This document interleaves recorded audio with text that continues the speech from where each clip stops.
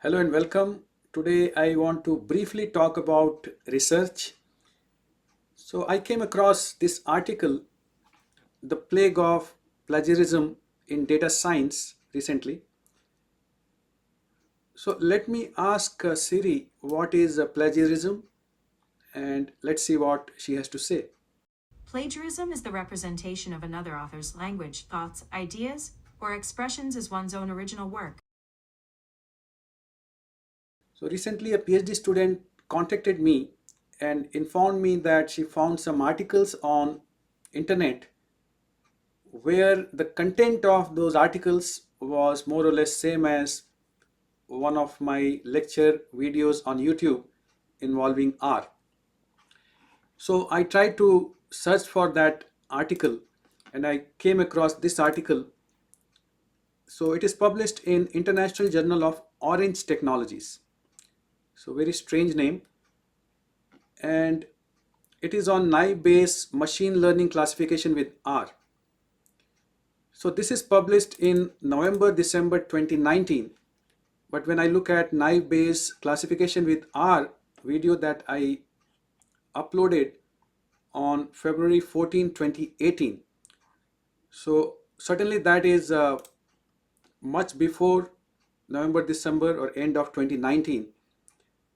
And I could see that a lot of content, in fact, most of the work here using R is exactly same. Even the plots, box plot or density curves or misclassifications, even the confusion matrix is exactly same.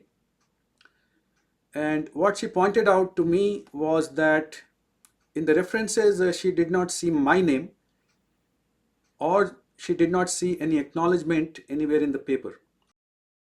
So that's what got me started with this.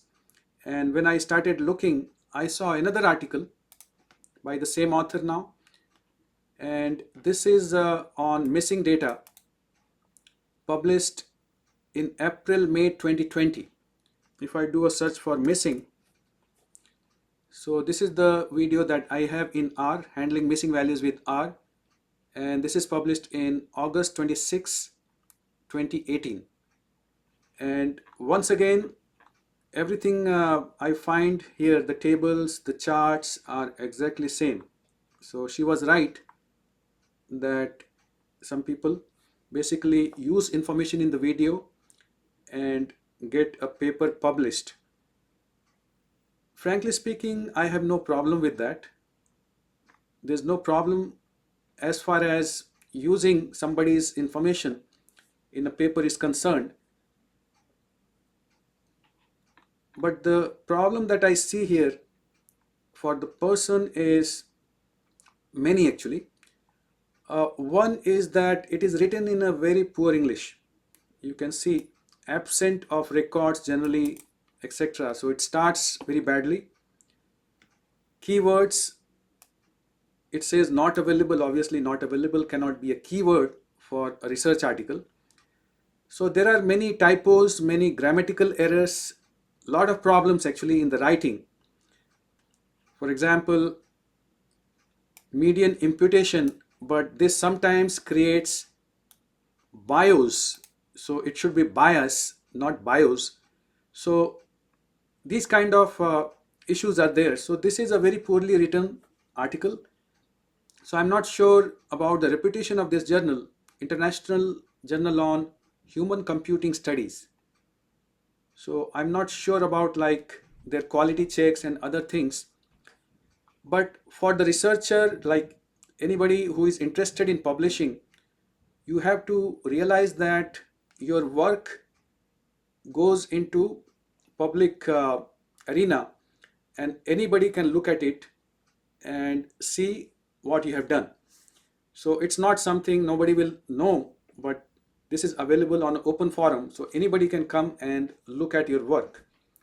So the problem that could create down the line is, let's say you want to become a professor in a university and you are at the beginning of your career, and after a few years you undergo some kind of review at your institute, and then the team starts looking more closely at your work, So one bad paper in a poor journal, and also like the other issues, could create a lot of issues in future. Now the solution could be very easy. What you could do is you can just add a line, maybe acknowledgement or in references, that you refer to these things. So but that's a small thing, but the major thing is that when you're writing something, it should not have so many errors. It should not be like so poorly written. So if you want to use any of the lecture videos or videos on R where I have a lot of case studies, I would even suggest you write a draft, contact me. You can even invite me to be a co-author. You be the first author, I can be the second author, and we can work on it. Like I can go through and make sure that the paper is in good shape and it is sent to a decent journal, not any random journal which is ready to publish even a work that has so many problems, so many grammatical errors, so many typos, as if nobody has looked at it. So that will be my suggestion. Try to do a research work that you can publish in decent journals, because down the line, after 5 years, 10 years, 15 years, 20 years, when somebody refers to your work, so they should not see it as a low quality and unworthy of publication and those kind of things. So that's my small suggestion. And actually many of the lecture videos that you see in R with case studies, with little bit of extra work, you should be able to publish it easily. So there's no problem with that. But try to publish them in decent journals with proper writing and proper presentation. Thanks very much for listening and wish you good luck.